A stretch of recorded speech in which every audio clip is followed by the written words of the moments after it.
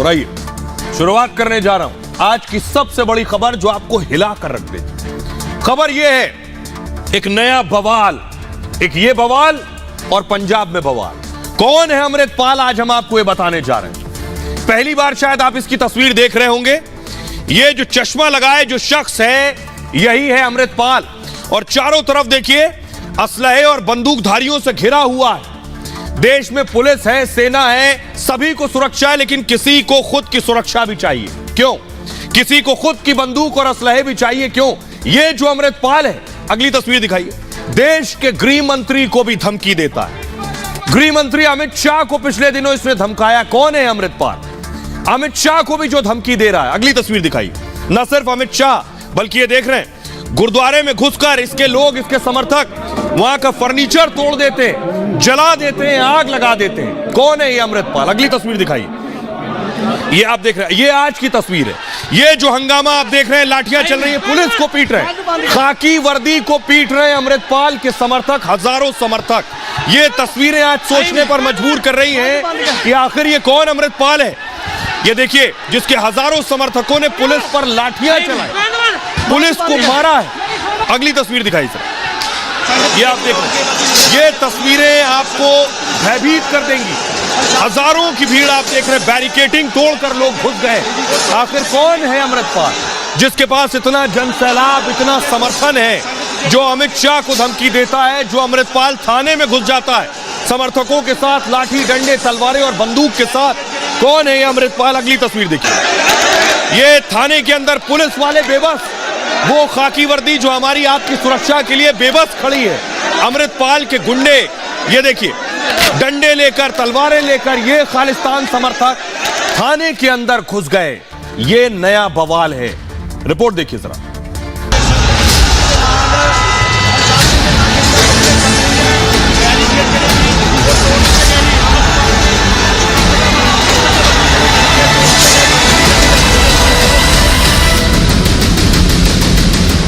ਫਿਰ ਉਹ ਚਾਹ ਪੂਰਾ ਕਰਨ ਵਾਲੀ ਗੱਲ ਹੈ, ਕਰ ਲੈਣਾ। ਅਸੀਂ ਤੇ ਸੀਸ ਤਲੀ ਦੇ ਧਰ ਕੇ ਤੁਰੇ ਆ। ਸਾਨੂੰ ਜੇ ਮੌਤ ਦਾ ਭੈ ਹੋਵੇ ਤੇ ਅਸੀਂ ਨਾ ਰਾਵਾਂ ਤੇ ਤੁਰ ਗਏ ਨਾ। ਸੋ ਜਿਹੜਾ ਗ੍ਰਹਿ ਮੰਤਰੀ ਉਹ ਆਪਣਾ ਚਾਹ पूरा करके भेजना।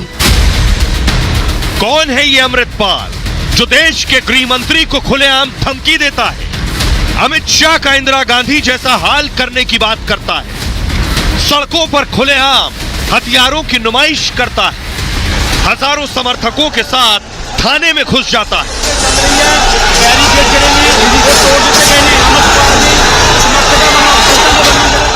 अमृतपाल के साथी पुलिस पर तलवारें चलाते हैं। पंजाब में कानून, पुलिस का खौफ और सरकार का इकबाल अमृतपाल के सामने घुटने पर आ जाता है। अमृतपाल थाने में घुसकर पुलिस को ललकारता है, 1 घंटे में उसके साथी को छोड़ दो वरना अंजाम भुगतना होगा। ਇਹ ਬੰਦੇ ਸਿਰਫ ਪੋਲੀਟੀਕਲ ਮੋਟਿਵ ਤੋਂ ਪਰਚਾ ਕੀਤਾ।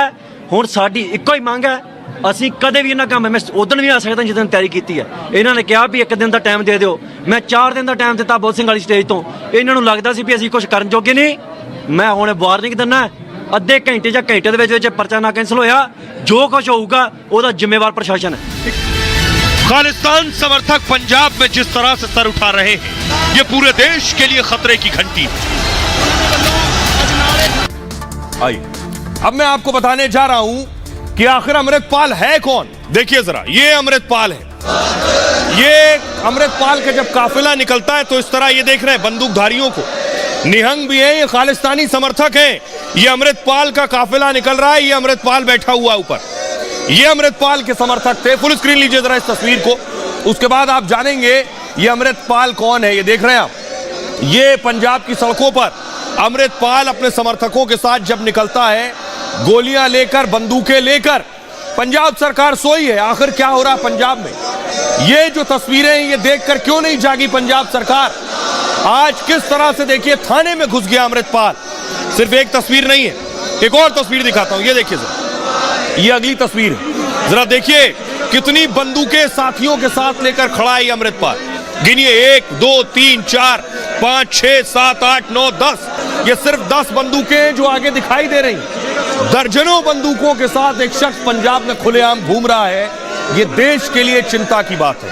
लेकिन आप सोचिए एकाएक अमृतपाल कैसे आ गया सीन में? 3 साल पहले, 4 साल पहले क्या आप जानते थे अमृतपाल को? मैं अब बताता हूं अमृतपाल है कौन। ये देखिए जरा, ये आप देख रहे हैं, ये लाल किले में जब झंडा फहराने पहुंचा था दीप सिद्धू, ये घेरे में देख रहे हैं, दीप सिद्धू का नाम आपने सुना होगा। दीप सिद्धू लाल किले पर पहुंचा था, जिसने झंडा फहराया था। दीप सिद्धू का इसका कनेक्शन क्या? अगली तस्वीर दिखाई जरा। दीप सिद्धू की गिरफ्तारी हुई, ये है दीप सिद्धू। दीप सिद्धू से अमृतपाल का कनेक्शन क्या है, ये मैं आपको बताऊंगा। दीप सिद्धू की सड़क हादसे में मौत हो गई। अगली तस्वीर दिखाई, ये आप देख रहे हैं, दीप सिद्धू की कार पर खच्चे उड़ गए गाड़ी। दीप सिद्धू की हादसे में मौत हुई। अब मैं आपको बताता हूं इस अमृतपाल का उस दीप सिद्धू से क्या कनेक्शन है। चारों तरफ आपको एंटी नेशनल ही नजर आएगा। दीप सिद्धू भी खालिस्तान समर्थक था और ये अमृतपाल देख रहे हैं आप, अमृतपाल इसी तरह से असलहे लेकर गाड़ी पर चलता है। अब दीप सिद्धू का कनेक्शन मैं आपको बताता हूं। पंजाब में आजादी मांगने वाला नया खालिस्तानी है ये, लगातार भड़काऊ बयानबाजी करता है और पुलिस और सरकार को खुलेआम चुनौती देता है, किसी से नहीं डर रहा है। अमृतपाल वारिस पंजाब दे संगठन का जत्थेदार है। 2 साल पहले अभिनेता दीप सिद्धू ने यह संगठन बनाया था। तब अमृतपाल सिद्धू सिंह दुबई में रहता था। 2 साल पहले तक यह दुबई रहता था। दुबई में ट्रांसपोर्ट का बिजनेस चलाता था अपना, और दीप सिद्धू की मौत हो गई। मौत के बाद यह दुबई से भारत आ गया, वारिस पंजाब दे संगठन से जुड़ गया और खालिस्तान के समर्थन में खुलकर बोलने लगा। बड़ी संख्या में युवाओं को अपने साथ जोड़ने लगा। समर्थक बढ़े तो अमृतपाल बाहुबली जैसा बन गया। खुद को नियम कानून से ऊपर समझता है, कानून को तो जेब में रखता है। ये आपने पंजाब में आज देख लिया। पुलिस ने रोका तो समर्थक पुलिस से भी मारपीट करने लगे। थाने का घेराव और कब्जा इसके लिए आम बात है। देश और तिरंगे को लेकर विवादित टिप्पणी और अपमान भी कर चुका है। अमृतसर के जल्लूपुर खेड़ा का रहने वाला है ये अमृतपाल सिंह ने 12वीं तक पढ़ाई की है। यह है अमृतपाल का तारुफ। अब मैं आपको दिखाता हूं इसने किया क्या है। देखिए जरा, ये आप तस्वीर देख रहे हैं, आज थाने पर कब्जा कर लिया। ये देखिए, थाने का नाम लिखा है। अमृतपाल के सारे समर्थक तलवारें लेकर, बंदूक लेकर, अमृतपाल भी मौजूद है बीच में, और ये पूरे थाने को मैं कहूंगा थाने को बंधक बना लिया। अमृतपाल ने एक राज्य में थाने को बंधक बना लिया है। पुलिस घुटनों पर है। थाने के अंदर घुसने के बाद अगली तस्वीर दिखाई सर। अब ये देख रहे हैं, पुलिस स्टेशन के अंदर पहुंचा। पुलिस स्टेशन के अंदर पुलिस वालों के बीच बैठकर कह रहा है, मैं 1 घंटे का वक्त दे रहा हूं आपको, 1 घंटे का टाइम है आपके पास। क्यों गया था? अपने दोस्त को बचाने के लिए। सोचिए, अब कानून की, न्यायपालिका की, पुलिस की जरूरत नहीं है। ये इसका दोस्त है तूफान सिंह, जिसकी गिरफ्तारी हुई और इस पुलिस लेकर आई थी गिरफ्तार करके। इसने धमकी दी 1 घंटे में छोड़ दो। तो सोचिए जरा, कौन है ये जिसकी धमकी के आगे पुलिस ने भी सरेंडर कर दिया, पुलिस भी झुक गई है। कौन है ये शख्स? अब सोचिए, पंजाब में बवाल है, मान सरकार पर सवाल है। केजरीवाल के मुख्यमंत्री से संभल नहीं रहा पंजाब, हालात बदतर होते जा रहे हैं। साथ ही तूफान सिंह को छुड़ाने के लिए अमृतपाल सिंह थाने में घुस गया। पंजाब पुलिस ने तूफान सिंह को दरअसल गिरफ्तार किया था। सिख युवक को किडनैप करने और मारपीट के आरोप में कार्रवाई हुई थी। अमृतसर के अजनाला पुलिस ने 15 फरवरी को यह कार्रवाई की। अमृतपाल और उसके 30 समर्थक पर केस दर्ज किया गया। केस वापस न लेने पर अमृतपाल ने प्रदर्शन की धमकी दी थी। पंजाब पुलिस ने अमृतपाल की धमकी को हल्के में लिया। उस दौरान तो अमृतपाल ने थाने पर हमला कर दिया। हजारों लोगों की भीड़ ने थाने को कब्जे में ले लिया, बंधक बना लिया थाने को। बैरिकेड तोड़कर समर्थक अजनाला थाने में घुस गए। रोकने पर उन्होंने पुलिस पर बंदूकें और तलवारें चलाई। अमृतपाल समर्थकों ने हमले में 6 पुलिसकर्मी घायल हो गए। सोचिए, खाकी वर्दी, हमारी आपकी सुरक्षा के लिए एक बंदूकधारी तलवारें लेकर समर्थकों के साथ पुलिस पर हमला करता है। 6 पुलिसकर्मी घायल। थाने के अंदर से भी अमृतपाल ने पुलिस को धमकी दी कि फतेह सिंह को नहीं छोड़ा तो कुछ भी हो सकता है। अमृतपाल की धमकी के सामने पुलिस को झुकना पड़ा। सोचिए, किसी राज्य की पुलिस को झुकना पड़ा। न्यायपालिका और कानून और वकील तो बाद में आएंगे। कल अमृतपाल के दो साथी समर्थक फतेह सिंह की रिहाई होने जा रही है। पंजाब में पुलिस की व्यवस्था पर गंभीर सवाल खड़े हो रहे हैं। तूफान सिंह की रिहाई होने जा रही है। सूबे के सीएम भगवंत मान इस समय राज्य से बाहर चल रहे हैं। सोचिए, एक राज्य में बवाल चल रहा है, मुख्यमंत्री गायब है, बाहर है, पता ही नहीं। और देखिए जरा, ये पुलिस वाले हैं, पंजाब के पुलिस वाले बिस्तर पर हैं, घायल हैं। 6 पुलिसकर्मी घायल हैं। ये एक की तस्वीर मैं आपको दिखा रहा हूं। ऐसे 6 पुलिसकर्मी बेड पर है। सुनिए जरा पुलिस क्या कुछ कह रही है। बीजेपी अब कह रही है नहीं संभल रहा है। भगवंत मान से केजरीवाल के मुख्यमंत्री से राज्य नहीं संभल रहा है। किस तरह पंजाब खालिस्तान के हाथों में जा रहा है।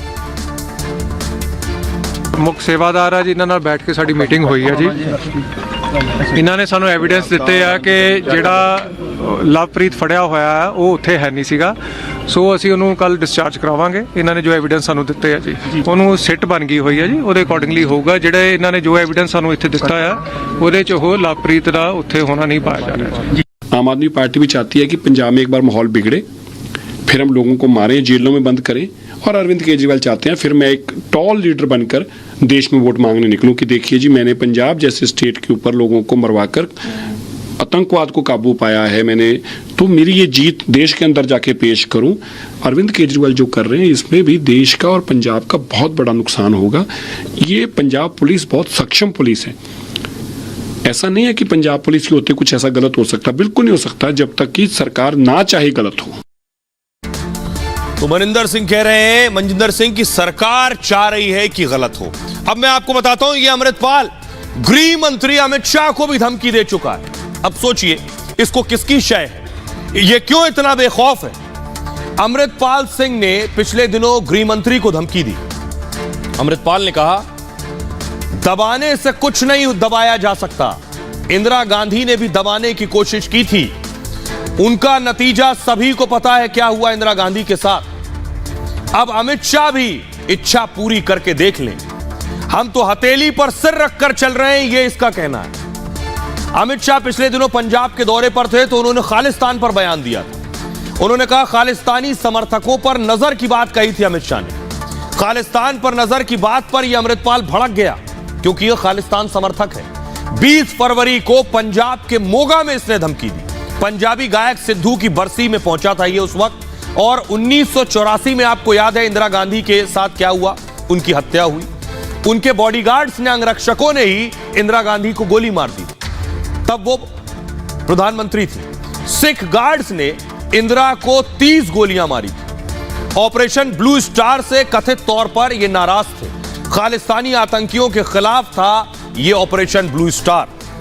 आइए अब मैं आपको दिखाने जा रहा हूं कि गृह मंत्री की इसी लिए बहुत हाई सिक्योरिटी होती है। देख रहे हैं गृह मंत्री जहां जाते हैं उनके साथ बड़ा लाव लश्कर, बड़ी सिक्योरिटी चलती है गृह मंत्री के साथ, क्योंकि ऐसे लोग गृह मंत्री पर धमकी नहीं दे रहे हैं, इनके निशाने पर भी गृह मंत्री।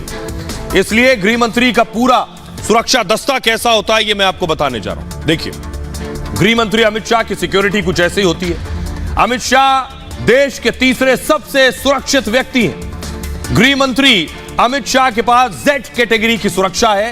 Z+ सुरक्षा में 58 सुरक्षा कर्मी अमित शाह के साथ 24 घंटे रहते हैं। इसमें से 10 NSG और SPG के कमांडोज होते हैं। पहले घेरे की जिम्मेदारी NSG के पास होती है, दूसरे घेरे का जिम्मा SPG कमांडोज का होता है और CRPF कमांडो, स्थानीय पुलिसकर्मी भी शामिल है इसमें। इंडो तिब्बतन बॉर्डर पुलिसकर्मी भी होते हैं। कमांडो के पास काले रंग का एक ब्रीफकेस भी होता है। ये जो कमांडोज खड़े इनके पास एक ब्रीफकेस होता है। इस ब्रीफकेस में बुलेट प्रूफ शील्ड होती है। फौरन आगे उसे खोल देते हैं। ब्रीफकेस खोलते ही ये ढाल बन जाता है।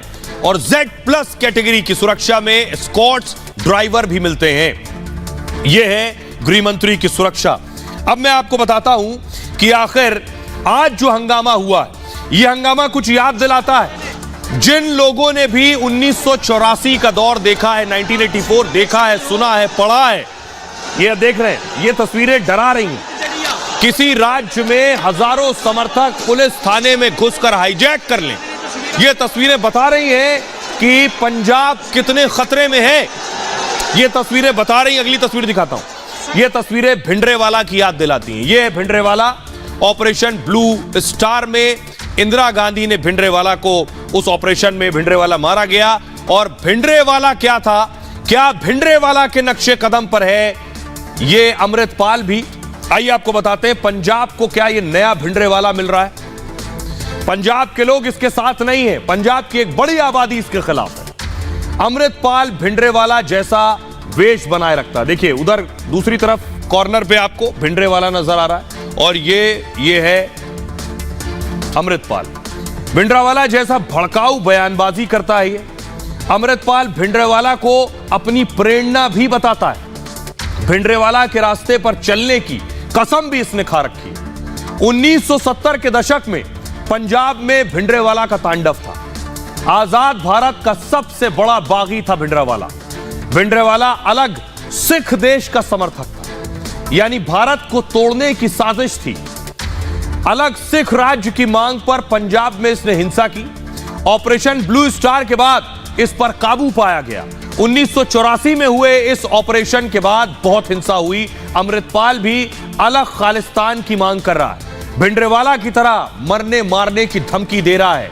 इसलिए यह वार्निंग बेल है पंजाब के लिए भी और देश के लिए। बहरहाल खबरों में आगे बढ़ते हैं। आज की एक और अगली बड़ी खबर है, पड़ोसी मुल्क आपको लिए चलते हैं जहां के हालात बहुत संजीदा हो चुके हैं। शाहबाज नहीं, अब पाक पर आतंक राज सवार हो रहा है। कभी भी टेक ओवर हो सकता है तालिबान का पाकिस्तान पर। शाहबाज शरीफ के सामने परेशानी यह है कि सेना के भी बुरे दिन आ गए। इनके तो बुरे दिन थे पहले से, लोगों के भी बुरे दिन हैं। कहा जाता था वर्दीधारी ऐश में, लेकिन वर्दीधारी की अगली तस्वीर दिखाइए, इनके भी भूखों मरने की स्थिति है।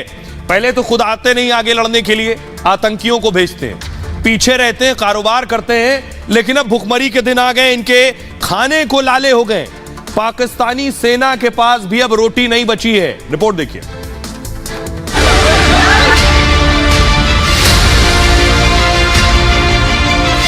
कंगाल पाकिस्तान की आवाम के बाद अब सेना के जवान भी रोटी के लिए तरस रहे हैं।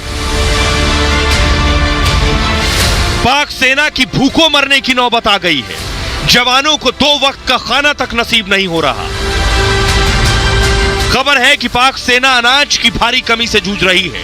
अब तक आपने पाकिस्तान के लोगों को आटे के लिए मारामारी करते देखा है। कल पाकिस्तानी जवान रोटी के लिए आटे की लूट करते भी नजर आ सकते हैं। सवाल यही है कि पाक सेना के भूखे जवान तालिबानी आतंकियों का सामना कैसे करेंगे।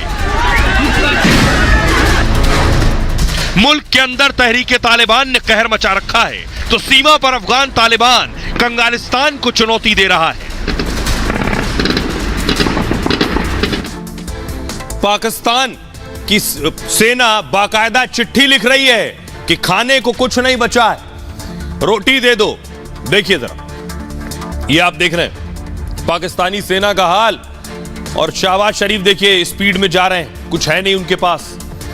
पाकिस्तानी सैनिकों ने अधिकारियों को चिट्ठी लिखी है और चिट्ठी में बताया है कि खाने को नहीं मिल पा रहा है। अब सैनिकों के लिए फूड सप्लाई की भी कमी हो गई है।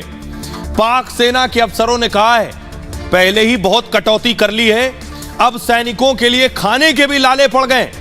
रसद की आपूर्ति नहीं की गई तो हालात और बदतर हो जाएंगे। खाना नहीं मिला तो आर्मी का संचालन भी रुक सकता है। और डीजी मिलिट्री ऑपरेशन ने कहा है विशेष बजट की हमें जरूरत है, फौरन बजट दो वरना ये भूखे मर जाएंगे। पाकिस्तान के डायरेक्टर जनरल मिलिट्री ऑपरेशन ने असीम मुनीर से स्थिति पर चर्चा की है। असीम मुनीर ने सेना की मांगों पर को पूरा करने को कहा है, दिलासा दिया है। लेकिन आपको बताऊं पाकिस्तान के प्लानिंग एंड डेवलपमेंट मिनिस्टर हैं एहसान इकबाल, जो इस हालत पर कह रहे हैं चाय कम पियो, चाय भी बाहर से आती है। सुनिए।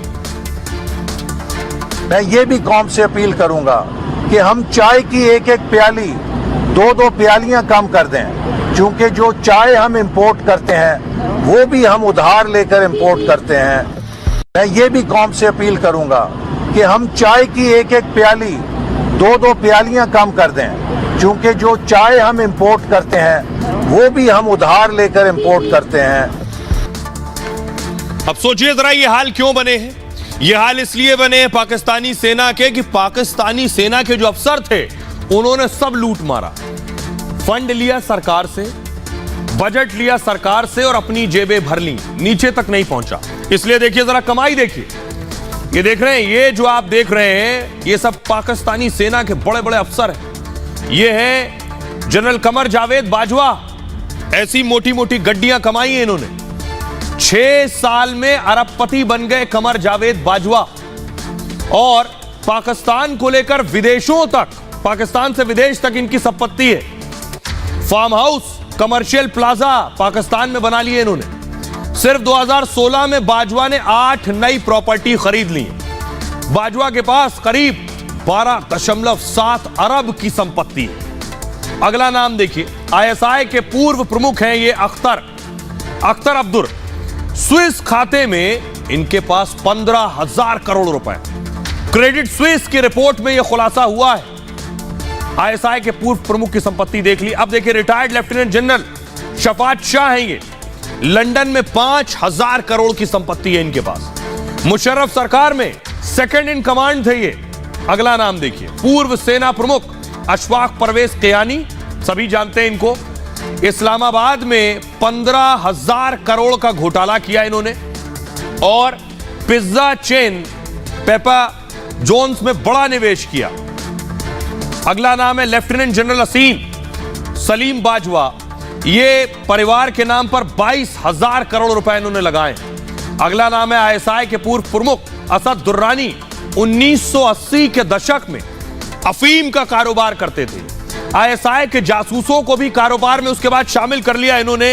ये भी बहुत पहुंचे हुए हैं। दुर्रानी के स्विस खाते में 2,000 करोड़ रुपए मिले हैं। ये है पाकिस्तान की सच्चाई। दुर्रानी की कई अघोषित संपत्तियां भी अब तक मिल चुकी हैं। स्विस बैंक में 25 रिटायर्ड पाकिस्तानी अफसरों के खाते हैं। इन अधिकारियों के खाते में 80,000 करोड़ रुपए जमा है। यह खुलासा क्रेडिट स्विस की एक रिपोर्ट से हुआ है।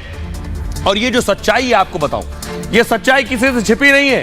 पाकिस्तान की आवाम जानती है। उनके लुटेरे, उनके बच्चों की रोटी छीन कर खाने वाले या तो वहां के नेता हैं, या तो वहां की खादी है, या वहां की खाकी है। सुनिए। पाकिस्तान आर्मी की तो बिल्कुल तारीफ के काबिल नहीं है जी। जैसे आपके जनरल जाते हैं यहाँ से, चीफ ऑफ आर्मी स्टाफ जाते हैं जी, आपके तो असासे शो कराने की ज़रूरत ही नहीं है उन्हें। वो जाके वहाँ पूरा आइलैंड खरीद लेते हैं। इससे ज़्यादा क्या असासे शो करवाएं वो अपने। जो बड़ी पोस्ट पे बंदे बैठे हुए हैं वो बिल्कुल तारीफ के काबिल नहीं है, बल्कि उन्होंने तो मुल्क का सत्यानाश किया। हमारे IMF का जो सा प्रोग्राम है, उन्होंने आके सबसे पहले ये बात की है कि हम आपको इस बेस पे देंगे कि आप अपने जो से असासे हैं ना, इवन के वो आला अफसरान जितने भी हैं, आप वो उनके जो से असासे डिक्लेयर करें। मुझे पहले ये बताया जाए, सिर्फ एक क्वेश्चन है कि उसके अंदर अदलिया और फौज को एक्सेप्शन क्यों मिली। कश्मीर जो है ना फौजियों की शहर है, ठीक हो गया। बजट इनके पास जाता है क्यों? सिर्फ कश्मीर के लिए। 75 साल से एक ही टोपी बनाई जा रहे हैं कि हमने जो है ना कश्मीर जा, इंडिया से निकल जा। बट जो भी है सारा कुछ है, वो सारी बातें जो है ना, सारी हमें टोपियां पहनाई जा रही हैं। हमें हम खड़े होकर बात तो कर सकते हैं कि जी के आर्मी ने ये किया, आर्मी इतना खा गई है, आर्मी ने हमारा बहुत ज़्यादा पैसा खा लिया। इस तरह का सुनने को मिलता है, हर जगह मिलता है सुनने को। लेकिन इसका मतलब बिल्कुल भी ये नहीं है कि आप इस चीज़ को लगा दें कि जी ये सारा कसूर आर्मी का ही है।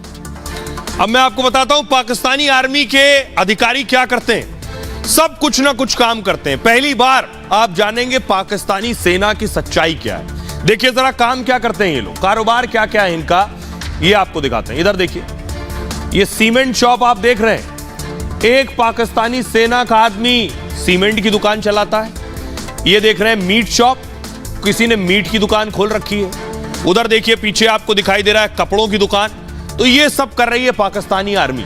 पाकिस्तानी सेना गोली के साथ साथ कारोबार भी चलाती है। दावा यह है कि पाक सेना का 1.5 लाख करोड़ का कारोबार है। सीमेंट खाद से लेकर मीट कारोबार तक में सेना शामिल है। सेना की 50 से ज्यादा कंपनियां कारोबार कर रही हैं इस वक्त, और इस कारोबार में जमकर घोटाला हो रहा है। 1947 से अब तक 72 सैन्य अफसर सस्पेंड हो चुके हैं इनके। इमरान की सत्ता में 6 अधिकारियों की जांच की गई थी, और कुछ समय पहले ही पाकिस्तानी सेना का ऑडिट हुआ था। जब ऑडिट हुआ तो 2,500 करोड़ का घोटाला हुआ। सैन्य भूमि, ये जमीन भी क्या करते हैं, जमीन बेच डालते हैं, प्लॉटिंग कर देते हैं, खुद ही बिल्डर बन जाते हैं। पैसे बनाने के लिए सैन्य अस्पतालों में गलत दवा की खरीदारी करते हैं। दवाओं के घोटाले कर 290 करोड़ रुपए बना चुके हैं। कमीशन के लिए अयोग्य वेंडर्स को टेंडर जारी कर देते हैं, खेल परिसर बनाएं और उसमें ठेकेदार के साथ भी घोटाला करते हैं। ये वर्दी वाले कम, सियासतदान ज्यादा हैं। बिजली उत्पादन के लिए गैस खरीद में घोटाला कर देते हैं। पाकिस्तान सेना कैंटीन के लिए गलत तरीके से खरीद करती है और जवानों के खाने में 18 अरब का घोटाला कर दिया। सोचे, खाने में भी घोटाला कर दिया। 21-22 के ऑडिट के दौरान यह खुलासा हुआ था। यह है पाकिस्तानी सेना। अब मैं आपको बताता हूं, पाकिस्तान के लोग कह रहे हैं कुछ नहीं बचा है, न रोटी है, न आटा है, न पानी है, न दाल है, न रोटी है, न बोटी है, फिर भी हम सुपर पावर हैं। सुनिए। देखिए, मैं पाकिस्तान के टैलेंट को बयान करता हूं। कोई पाकिस्तान के अलावा कोई मुल्क, नादिया जी, कोई मुल्क पाकिस्तानी अवाम के अलावा कोई माई का लाल, कोई कंट्री जो बोलती है कि हम सुपर पावर हैं, बगैर बिजली, बगैर चीनी, बगैर आटे, बगैर पेट्रोल, बगैर गैस, बगैर सिक्योरिटी, बगैर जॉब, इसके बगैर रह के दिखा दे कोई काम। ये एजाज सिर्फ पाकिस्तान की कौम को हासिल है जो इसके बगैर रह रही है। अब आपको दिखाते हैं कि हालात क्या है। हालात ये, जब पाकिस्तान की सेना के पास कुछ नहीं बचा तो तालिबान पाकिस्तान में घुस रहा है। क्यों? क्योंकि सेना लड़ नहीं पा रही है। सेना के पास खाने के लिए नहीं है तो फिर गोली कैसे चलाएं? ना बुलेट बची है, ना गोली बची है, ना बारूद बचा है। कैसे रोके पाकिस्तान को घुसने से? अगली तस्वीर दिखाई जरा। ये आप तस्वीर में दिखा रहा हूं, आईएसआई के चीफ पहुंचे थे अफगानिस्तान पहुंचकर वहां उन्होंने तालिबान से मुलाकात की। तालिबान से कहा हमें बचा लो। तालिबान कह रहा है हम तो आपको नहीं बचाएंगे। देखिए जरा, यह नौबत आ गई है कि पाकिस्तान की सेना को भी तालिबान से मदद लेनी पड़ रही है और तालिबान ने हाथ झटक लिए। यह तस्वीर देख रहे हैं, यह तस्वीर नई है जो तालिबान से मिलने पहुंचे। पाकिस्तान में तालिबान हर रोज तबाही मचा रहा है। कंगाली में पाकिस्तान की हालत खराब हो चुकी है। पाकिस्तान तालिबान से लड़ने की हालत में नहीं है इस वक्त, इसलिए पाकिस्तान तालिबान से फरियाद लेकर पहुंचा। आईएसआई चीफ, पाकिस्तान के रक्षा मंत्री अफगानिस्तान गए। तालिबानी सरकार के सामने टीटीपी का मुद्दा उठाया। उन्होंने अपील की कि टीटीपी तबाही मचा रहा है, हमें बचा लीजिए। तालिबानी सरकार ने हर बार की तरह आश्वासन दे दिया है, ठीक है देखेंगे। कहा आपकी समस्या तहरीके तालिबान पाकिस्तान है। अब पाकिस्तान इस यात्रा को सकारात्मक मान रहा है। वो कह रहा है कि तालिबान कह रहा है देखेंगे, आश्वासन दे रहा है हम निपटारा करेंगे। उम्मीद कर रहा है पाकिस्तान की तालिबान अब गोली नहीं चलाएगा। लेकिन एक्सपर्ट पाकिस्तान की उम्मीद पर पानी फेर रहे हैं। एक्सपर्ट कह रहे हैं कि तालिबान के लिए कब्जे का यह सबसे अच्छा मौका है पाकिस्तान पर। टीटीपी के आतंकी इस मौके को कभी नहीं छोड़ने वाले हैं। टीटीपी पाकिस्तान को भी अफगानिस्तान बनाना चाहता है। आइए अब मैं आपको बताने जा रहा हूं कि शहबाज शरीफ बता रहे हैं देश की असली हालत क्या है। सुनिए। एक मिनी बजट पास किया है और उसमें कोशिश की गई है कि जो नए टैक्स लगाए गए हैं वो बड़ी जो कॉर्पोरेट जो कंपनीज हैं उनको लगाए गए हैं।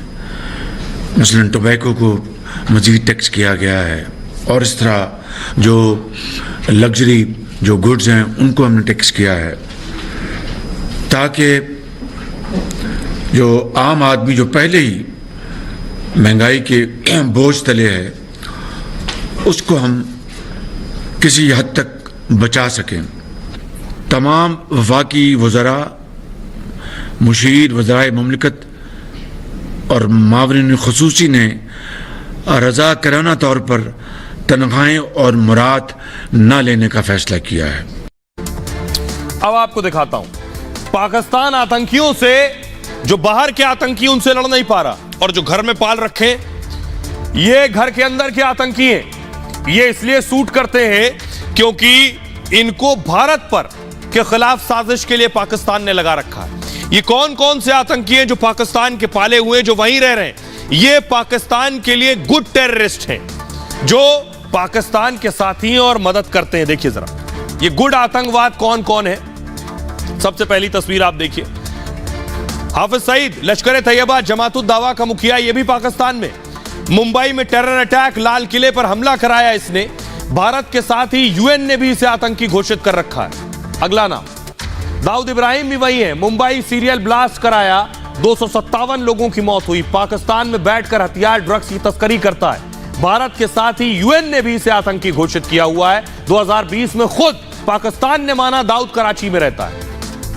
मसूद अजहर जैश ए मोहम्मद आतंकी संगठन चलाता है। 2019 में पुलवामा में सीआरपीएफ का अटैक कराया, सीआरपीएफ पर। भारत के साथ ही यूएन ने भी इसे आतंकी घोषित किया। जकीउर रहमान लखवी लश्कर तैयबा का संस्थापक सदस्यों में रहा। 2026-11 मुंबई हमलों में जकी का नाम था। भारत के साथ ही यूएन ने भी इसे आतंकी घोषित किया था। यूएन के मुताबिक लखवी इस्लामाबाद के ओकारा में रहता है। और ये सलाउद्दीन, अभी अभी इनका वेलकम किया गया पाकिस्तान में। आतंकी संगठन हिजबुल का मुखिया है ये, और भारत में कई आतंकी हमले करा चुका है सैयद सलाउद्दीन। भारत के साथ ही अमेरिका की भी आतंकी लिस्ट में है। पाकिस्तान में खुलेआम घूमते नजर आया है सैयद सलाउद्दीन।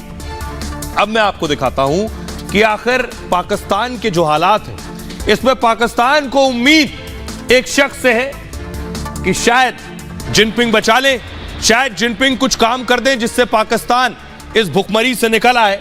जिनपिंग ने तो एक और बड़ा वादा किया था। जिनपिंग ने कहा था कि हम सिंगापुर बना देंगे तुम्हारे देश को। अगली तस्वीर दिखाई। ऐसा यह सपना दिखाया था कि सिंगापुर जैसा पाकिस्तान हो जाएगा, ऐसा नजर आएगा। देख रहे हैं सिंगापुर की तस्वीरें, देखने में कितनी अच्छी लग रही है। पाकिस्तानियों के ख्वाब में आज भी ये तस्वीरें आती हैं, लेकिन हकीकत की तस्वीर भी देखिए। जरा दूसरी तस्वीर दिखाइए, हकीकत दिखाइए पाकिस्तान की। ये है सच, उनका असली सिंगापुर ये है। ये हालात है उनके असली सिंगापुर के, जहां आटे के लिए भी लड़ाई हो रही है। तो चाह रहे थे सिंगापुर, और कैसे देखिए भिखारीपुर और भिखारिस्तान बन गए हैं, वो देखिए जरा। और आपको दिखाएंगे कि कैसे सिंगापुर के अलावा पाकिस्तान की असल हकीकत क्या है। पाकिस्तान सिंगापुर तो बन नहीं सका, बन क्या गया, ये है पाकिस्तान की असली स्थिति। और सोच रहे थे कि ऐसा दिखेगा पाकिस्तान, और हो गया ठीक उलट। पाकिस्तान को सिंगापुर बनाना चाहता था चीन, यही सपने दिखाए थे शाहबाज को। चीन ने इसके लिए सीपीईसी भी लॉन्च कर दिया था। सीपीईसी यानी चीन पाकिस्तान इकोनॉमिक कॉरिडोर। उम्मीद यह थी कि इस प्रोजेक्ट से पाकिस्तान की पूरी किस्मत बदल जाएगी। शाहबाज को लग रहा था वैसे ही सूट में रहेंगे, लेकिन हालत ये हो गई। चीन ने 1970 में सिंगापुर के साथ एक रिश्ते की शुरुआत की थी, 1970 में। धीरे धीरे दोनों देशों के बीच व्यापार बढ़ गया, निवेश बढ़ गया, इन्वेस्टमेंट बढ़ा। 20 सालों में ही सिंगापुर की सूरत बदल गई। सिंगापुर में विदेशी कंपनियों का बड़ा निवेश है, और पाकिस्तान के सिंगापुर न बनने के पीछे कई वजह हैं। सिंगापुर पूरी तरह से शांत देश है, पाकिस्तान आतंकवादी देश है। सिंगापुर में कानून सख्त है, पालन करना जरूरी है। पाकिस्तान में न कानून है भी तो कमजोर है, पालन करो या ना करो सब चलता है। पिछले साल सिंगापुर में 92 अरब डॉलर का निवेश आया, पाकिस्तान में सिर्फ 2 अरब डॉलर का निवेश आया है। चीनी कंपनियों के लिए सिंगापुर आकर्षण का केंद्र है, और पाक में कोई भी विदेशी कंपनी निवेश नहीं करना चाहती। पता है कौन सा आतंकी किस गली से आएगा बम बांधकर और फट जाएगा, और सारा कारोबार सत्यानाश।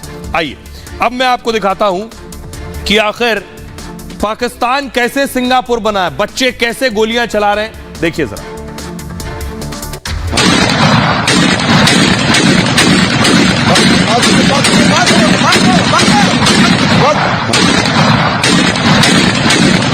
आप देख रहे हैं ये पाकिस्तानी सिंगापुर है, ये बनाना चाहता था पाकिस्तान। और देखिए छोटे छोटे बच्चों के हाथों में बंदूकें थमा दी, बंदूकें चला रहे हैं छोटे छोटे बच्चे।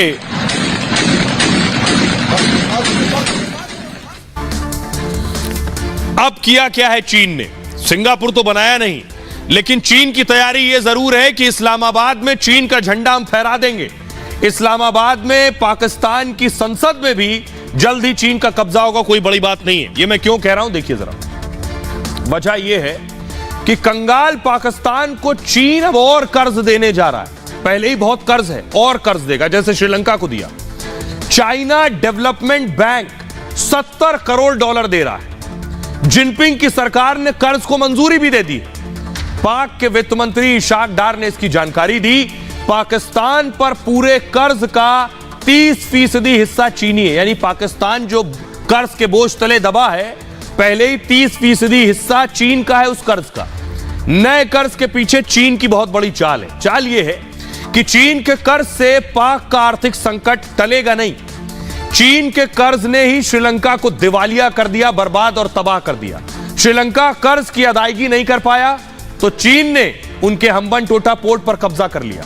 चीन का कर्ज पाकिस्तान को भी डिफॉल्ट बना देगा और कर्ज की वापसी ना होने पर चीन डील कर सकता है, पाक के किसी पोर्ट या हिस्से पर कब्जा कर लेगा और जल्द ही चीन में, पाकिस्तान में हो सकता है आपको चीन के झंडे भी नजर आने लगे। ये मैं ऐसे ही नहीं कह रहा हूं, आपको सुनवाता हूं।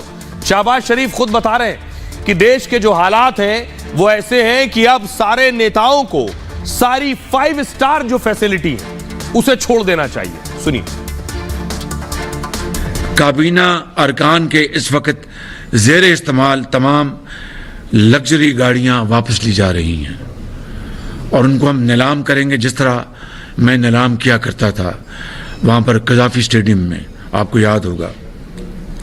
जहां जरूरत होगी वहां वज़रा को सिक्योरिटी की सिर्फ एक गाड़ी दी जाएगी। वफाकी वज़रा अंदरून बैरून मुल्क इकॉनमी क्लास में सफ़र करेंगे। माविन अमले को बैरून मुल्क दौरों पर साथ जाने की इजाज़त नहीं होगी। बैरून मुल्क दौरों के दौरान काबीना के अरकान 5 सितारे वाले होटलों में क़याम नहीं करेंगे, यानी 5 स्टार होटल में क़याम नहीं करेंगे। तो 5 स्टार होटल में रुकना बैन हो गया। आइए, लेकिन अब देखिए, जब हालात खराब हो, भुखमरी के हालात हो, तो किसी को भी गले लगाना पड़ता है। अब देखिए, अब यहूदी मुल्क इजराइल भी अच्छा लग रहा है पाकिस्तान को। पाकिस्तान ऐसे तो यहूदियों से नफरत करता होगा, लेकिन जब पैसा चाहिए तो ये भी अच्छे लग रहे हैं। अगली तस्वीर दिखाइए। ये यहूदियों को भी दोस्त बना रहा है पाकिस्तान, क्योंकि कर्ज चाहिए। अगली तस्वीर दिखाइए। यहूदी परिवार है एक, ये है यहूदी परिवार। यहूदी परिवार अब पाकिस्तान को कर्ज देगा और फटेहाल पाकिस्तान अब यहूदी परिवार से कर्ज लेगा।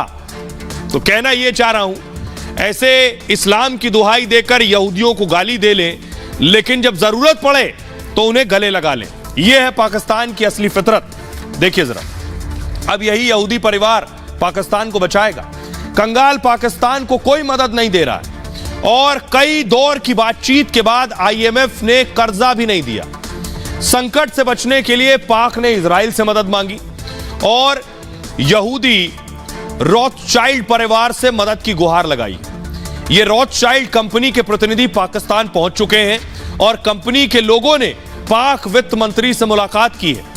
मुलाकात की जानकारी पाक वित्त मंत्रालय ने खुद दी है। पाकिस्तान ने 75 साल बाद भी इजराइल को आज तक मान्यता नहीं दी है। सोचिए, सिर्फ यहूदी मुल्क होने की वजह से पाकिस्तान ने मान्यता नहीं दी है, लेकिन उधार ले लेंगे। लेकिन अब एक यहूदी परिवार से मदद लेने को मजबूर है। रॉथशाइल्ड परिवार अब तक 30 देशों की मदद कर चुका है।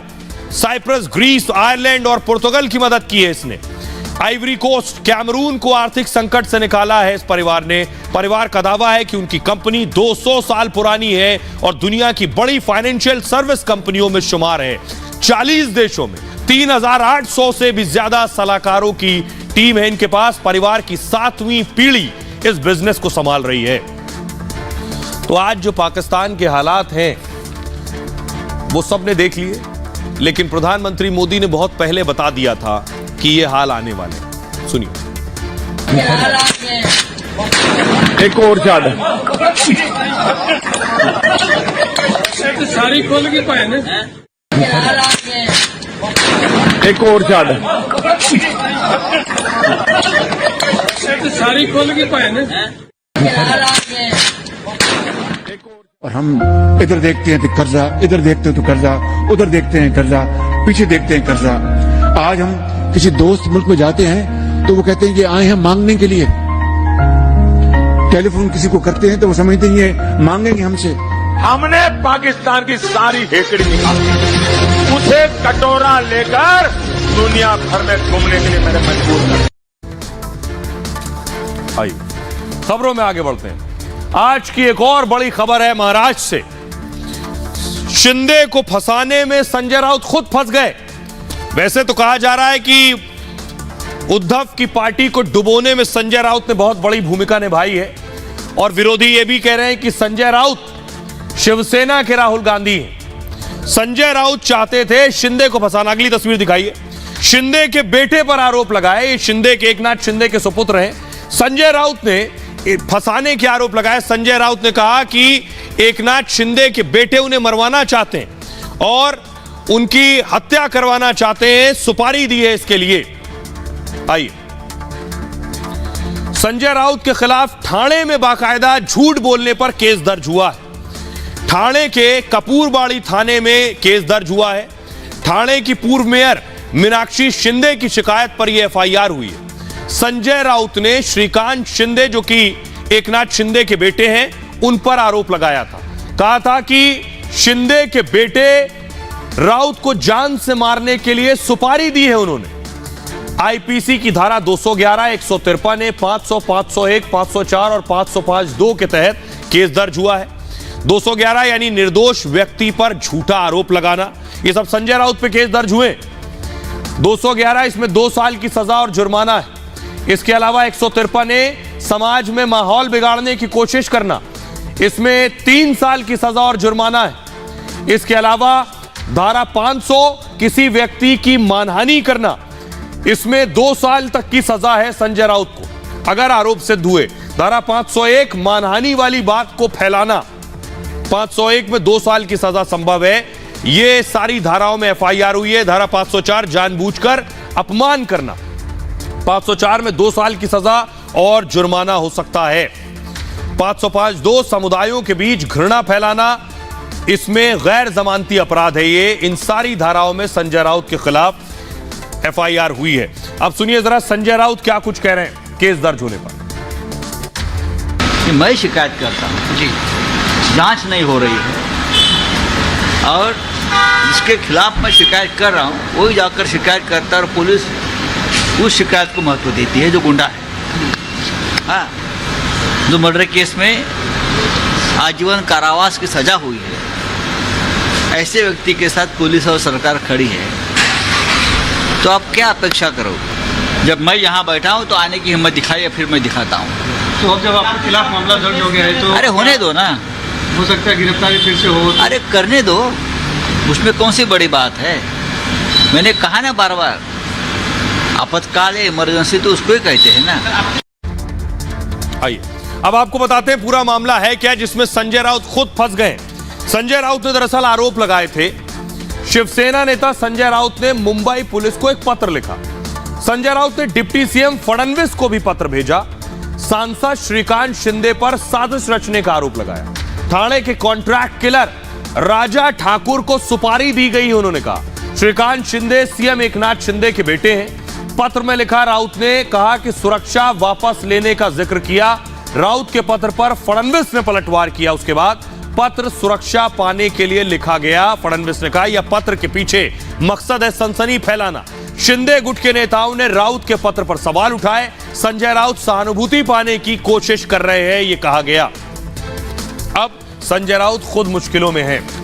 खबरों में आगे बढ़ते हैं। आज की एक और बड़ी खबर है दिल्ली से। अरविंद केजरीवाल के पीए को आज बुलाया ईडी ने। और अब क्या अगला नंबर अरविंद केजरीवाल का है। अरविंद केजरीवाल मुश्किलों में है। ईडी पूछताछ कर रही है। ईडी ने आज उनके जो पर्सनल असिस्टेंट हैं उन्हें बुलाया पूछताछ के लिए। अगली तस्वीर दिखाइए जरा, ये आप देख रहे हैं केजरीवाल के पीए को आप देख रहे हैं जो ईडी ऑफिस पहुंचे सवालों के जवाब देने के लिए। इनका नाम है, अगली तस्वीर दिखाइए, ये जैस्मिन शाह है। जैस्मिन शाह को ईडी ने बुलाया था। क्या कुछ सवाल किए, क्या मामला है, किस मामले में सवाल जवाब हुए और क्या सवाल यह है कि अब केजरीवाल से भी ईडी पूछताछ करेगी क्या। केजरीवाल के पीए तक ये घोटाले की जांच पहुंच गई है। निजी सचिव है विभव कुमार से ईडी ने पूछताछ की। 100 करोड़ की रिश्वत का इस्तेमाल पर सवाल, रिश्वत के सबूत छिपाने के आरोपों पर सवाल किए गए। विभव से सिसोदिया के बारे में भी पूछताछ की गई। विभव पर सबूत मिटाने की साजिश का आरोप है और मनीष सिसोदिया से बात कर फोन को तोड़ दिया, यह कहा गया। 170 फोन तोड़ दिए या इस्तेमाल किए गए। ईडी ने विभव कुमार का बयान रिकॉर्ड किया है और शराब घोटाला में मनी लॉन्ड्रिंग केस में पूछताछ की गई है। कुछ दिन पहले ईडी ने चार्जशीट दाखिल की थी और चार्जशीट में मनीष सिसोदिया समेत कई बड़े नाम शामिल थे।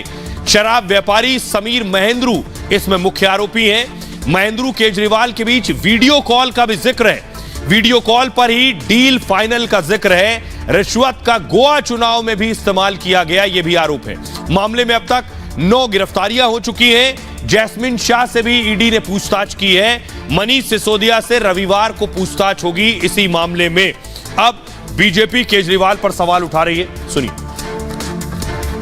जांच अरविंद केजरीवाल के घर तक पहुंच गई है, इसलिए अरविंद केजरीवाल को जवाब तो देना पड़ेगा कि किस प्रकार से इतना बड़ा घोटाला हुआ, किस प्रकार से आपने पॉलिसी को बदला, किस प्रकार से आपने बिना टेंडर के होलसेल के लाइसेंस बांटे, किस प्रकार से आपने कार्टेल को किया, किस प्रकार से ब्लैक लिस्टेड कंपनी को आपने ठेके दिए।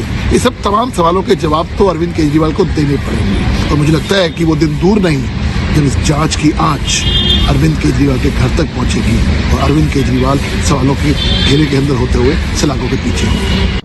अरविंद केजरीवाल के निजी सहायक को आज ईडी ने क्वेश्चनिंग के लिए बुला रखा है। ये जरूरी भी है क्योंकि अरविंद केजरीवाल ने मुख्यमंत्री रहते हुए हाई पावर्ड एक कमेटी बनाई जिसमें मनीष सिसोदिया थे, सत्येंद्र जैन थे और गहलोत थे जो उनके मंत्री हैं, जिन्होंने पॉलिसी को बदला, 2% से 12% कमीशन की। जब विजय नायर उनके राइट हैंड सरकारी बंगले में, मिनिस्ट्रियल बंगले में रह रहे थे तो अरविंद केजरीवाल सो नहीं रहे थे। जब एक एक प्लेयर 2.5 हजार करोड़ रुपया लेके जा रहा था तो अरविंद केजरीवाल सो नहीं रहे थे। इसलिए निजी सहायक के साथ साथ अरविंद केजरीवाल को भी बुलाना चाहिए और उसकी भी इन्वेस्टिगेशन होनी चाहिए क्योंकि सबसे बड़े नेक्सस का जो मुखिया है। खबरों में आगे बढ़ते हैं। एक और बड़ी खबर, किस तरह दिल्ली में मेयर चुनाव दंगल का मैदान और महाभारत बना रहा है, यह आपने देखा। एमसीडी अभी भी वहां दंगल चल रहा है। एमसीडी सदन में महादंगल हुआ। तस्वीर दिखाइए जरा, ये देख रहे हैं, ये बीती रात की तस्वीर है। दिन में भी, सुबह भी यही हंगामा चलता रहा। ये आप देख रहे हैं। अगली तस्वीर दिखाइए जरा, ये धक्का मुक्की चल रही, फुल स्क्रीन लीजिए जरा। ये धक्का मुक्की हो रही है, ये सदन में होती रही धक्का मुक्की। अगली तस्वीर प्ले कीजिए। न सिर्फ धक्का मुक्की, ये देखिए जरा, पोडियम जिस मंच पर खड़े होकर बोलते हैं उसके साथ धक्का मुक्की शुरू हो गई। ये सब दिल्ली एमसीडी में होता रहा। और एक और तस्वीर सामने, अगली तस्वीर दिखाई जरा, ये देखिए, एक दूसरे पर बोतल भी फेंक रहे हैं ये पार्षद। सदन के अंदर एक दूसरे पर बोतल चला रहे थे। अगली तस्वीर दिखाइए। उसके बाद देखिए सदन के अंदर ही हनुमान चालीसा शुरू हो गया।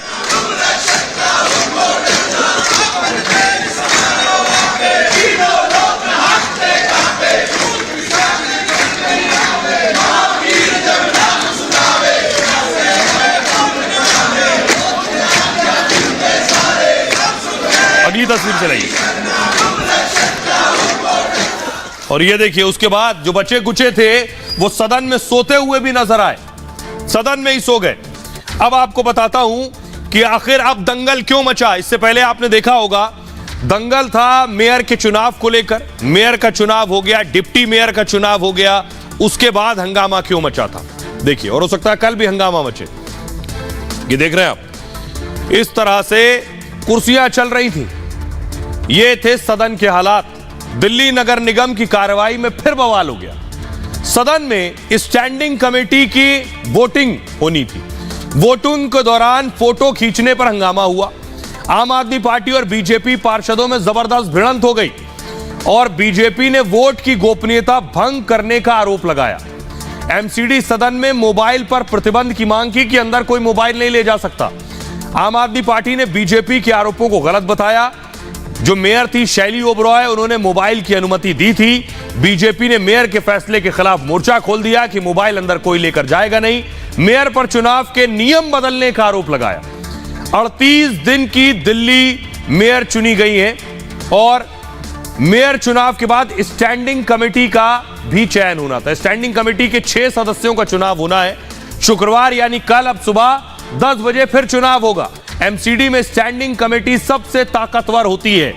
कॉरपोरेशन का कामकाज मैनेजमेंट यही देखती है। दिल्ली निगम की मुख्य डिसीजन मेकिंग बॉडी भी है। कमेटी प्रोजेक्ट्स को फंड की मंजूरी देती है।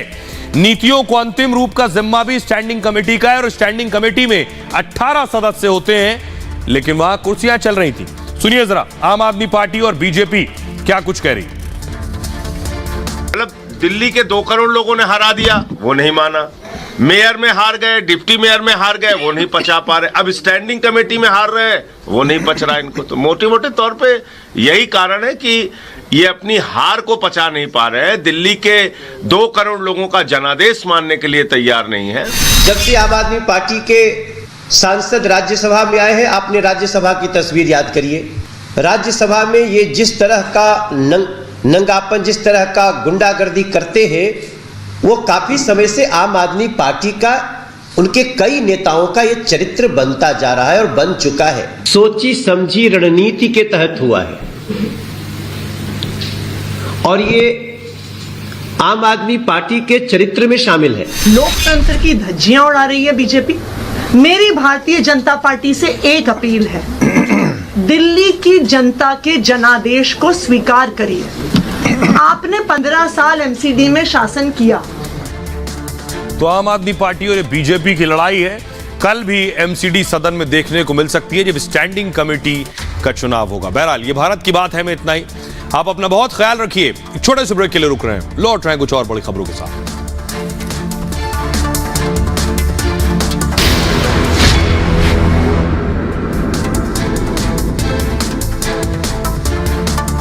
किसानों की बात देख लें आप।